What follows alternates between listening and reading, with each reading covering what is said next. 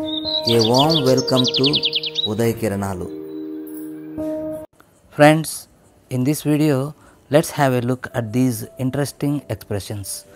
తెలుగులో నలుగురితో పాటు నారాయణ అనే మాట వ్యావహారికంలో ఉన్న విషయం మీకు తెలుసు. దానిని ఇంగ్లీష్లో ఏమంటారు అనేది కొంత ఇంట్రెస్టింగ్గా ఉంటుంది. సో దాన్ని ఇంగ్లీష్లో ఏ విధంగా వాడతారు అంటే go with the crowd, go with the stream అని వాడచ్చు. Example, my friend took a decision against his concerns. When I asked him about it, he quip thus, hey man, sometimes we have to go with the crowd. That's good for our safety too. అదే అర్థం వచ్చే మరొక expression go with the times అంటే కాలాన్ని బట్టి నడుచుకోవడం అన్నమాట.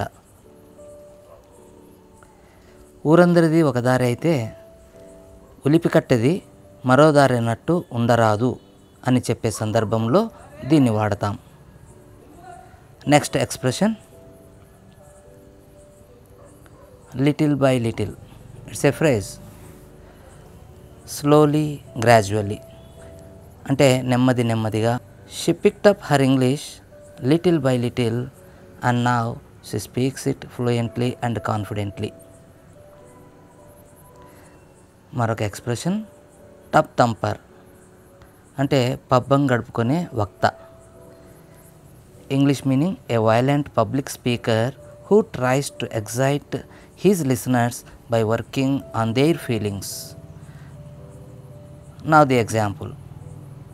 Now we can see a lot of tub thumpers in the form of political leaders. To get mileage, they go to any extent and make very provocative speeches too. Maroka interesting expression, be a good sport అంటే ఓటమిని సగర్వంగా స్వీకరించుట. To be generous, cheerful and pleasant, especially in a difficult situation or when you have lost a game. Now the example. The boy proved himself to be a good sport. Even after a humiliating defeat at the hands of the girls, he played with them very cheerfully. Now let's have a look at this. Make someone's blood boil means to make someone very angry అంటే కోపంతో రక్తం కుతకుతలాడుట. Example, ill treating animals by anybody makes my blood boil. Next one, only in name meaning to exist nominally, నామమాత్రంగా. It's a top university but only in name now. Next one, miss by a hair's breadth అంటే వెంట్రుక వాసిలో తప్పించుకోవడం. Now the example. He missed the other car by a hair's breadth and luckily avoided a major accident.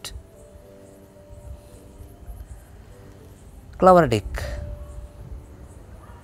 meaning a person who behaves as if he knows better than others. తనకే అన్నీ తెలుసని ఫోజులు కొట్టేవాడన్నమాట.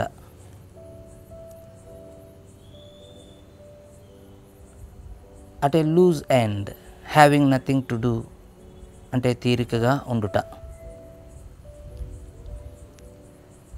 Now the conversation.